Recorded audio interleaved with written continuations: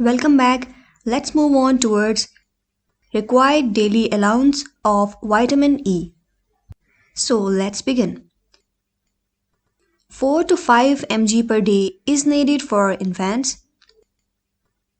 6 to 7 mg per day is required for children. 11 to 15 mg per day is necessary for males.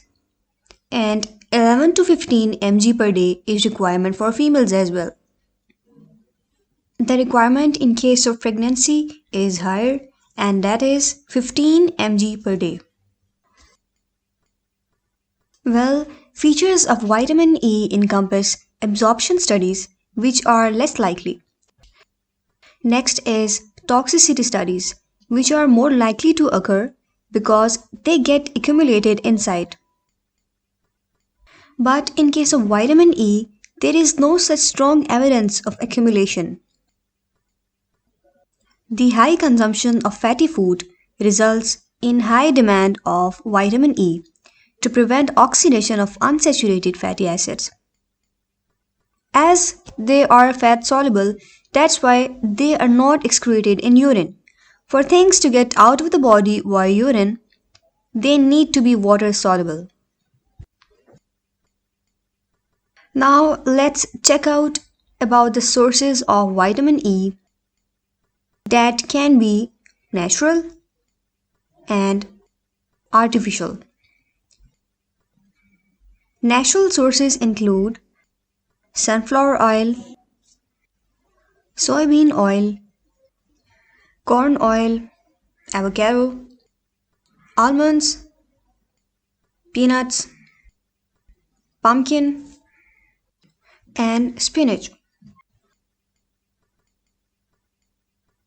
Artificial sources include vitamin E supplements, such as in the form of capsules. Let's dive in to see the roles of vitamin E inside our bodies. The primary role is its antioxidant property. Other functions include prevention of atherosclerosis, prevention of sickle cell anemia, prevention of muscle cramps, and nerve protection. All these roles are rewards of magnificent antioxidant activity, which protects cell membranes of RBCs, muscles, nerves, and retinal rods of the eye. Whenever vitamin E is deficient, all of the roles will be compromised, leading to atherosclerosis, sickle cell anemia, muscular dystrophy, and peripheral neuropathy. Culprit behind the deficiency is poor absorption of vitamin E. Now, let's figure out what's happening inside.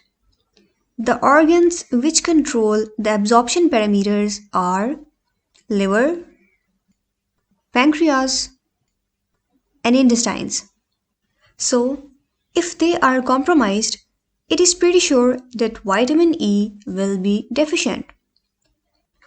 Now, let's see conditions in which these organs are compromised. Liver diseases include primary biliary cholangitis, which is an autoimmune liver disease, and it is characterized by destruction of bile ducts and accumulation of toxins inside liver.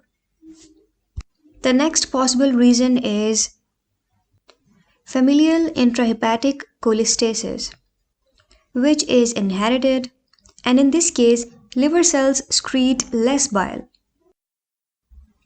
In case of pancreas, chronic pancreatitis, or we can say inflammation of pancreas, is a possible reason. The intestinal abnormalities include celiac disease, which is immune reaction to eating gluten. Inflammatory bowel disease and short bowel syndrome are other reasons.